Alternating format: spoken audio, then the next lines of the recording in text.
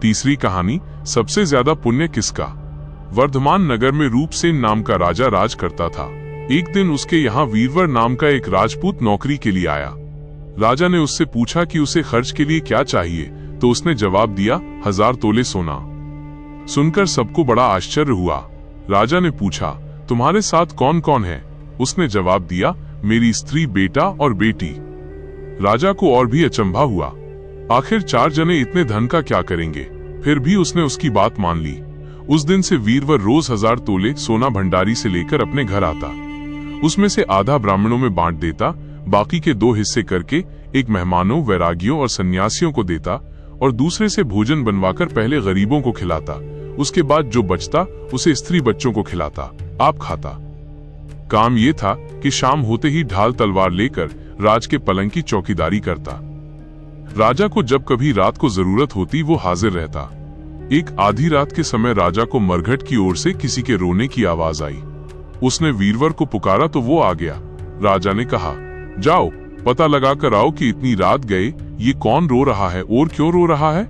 वीरवर तत्काल वहां से चल दिया।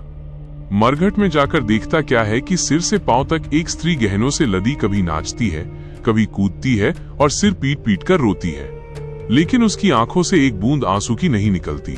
वीरवर ने पूछा, तुम कौन हो, क्यों रोती हो? उसने कहा, मैं राजलक्ष्मी हूँ। रोती इसलिए हूँ कि राजा विक्रम के घर में खोटे काम होते हैं, इसलिए वहां दरिद्रता का डेरा पड़ने वाला है। मैं वहां से चली जाऊंगी और राजा दुखी होकर 1 महीने में मर जाएगा। सुनकर वीरवर ने पूछा, इससे बचने का कोई उपाय है? स्त्री बोली, हाँ है। यहाँ से पूरब में 1 योजन पर एक देवी का मंदिर है। अगर तुम उस देवी पर अपने बेटे का शीश चढ़ा दो तो विपदा टल सकती है, फिर राजा 100 बरस तक बेखटके राज करेगा। वीरवर घर आया और अपनी स्त्री को जगाकर सब हाल कहा। स्त्री ने बेटे को जगाया, बेटी भी जाग पड़ी। जब बालक ने बात सुनी तो वो खुश होकर बोला, आप मेरा शीश काटकर जरूर चढ़ा दे। एक तो आपकी आज्ञा, दूसरे स्वामी का काम, तीसरे ये देह देवता पर चढ़े, इससे बढ़कर बात और क्या होगी? आप जल्दी करें। वीरवर ने अपनी स्त्री से कहा, अब तुम बताओ। स्त्री बोली, स्त्री का धर्म पति की सेवा करने में है। निदान 4 जने देवी के मंदिर में पहुंचे। वीरवर ने हाथ जोड़कर कहा, हे देवी, मैं अपने बेटे की बलि देता हूँ, मेरे राजा की 100 बरस की उम्र हो।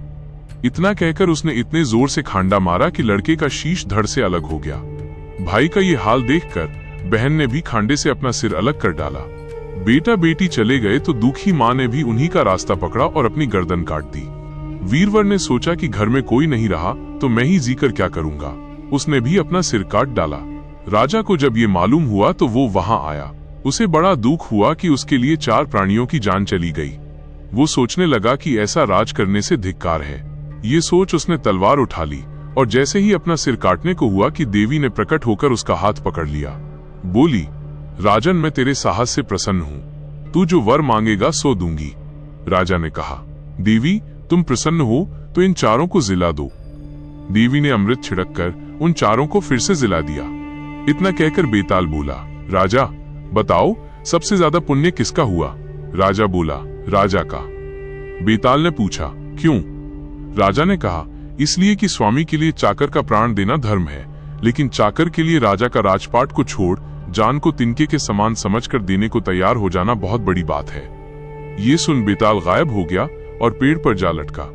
बेचारा राजा दौड़ा दौड़ा वहां पहुंचा और उसे फिर पकड़ कर लाया तो बेताल ने चौथी कहानी कही।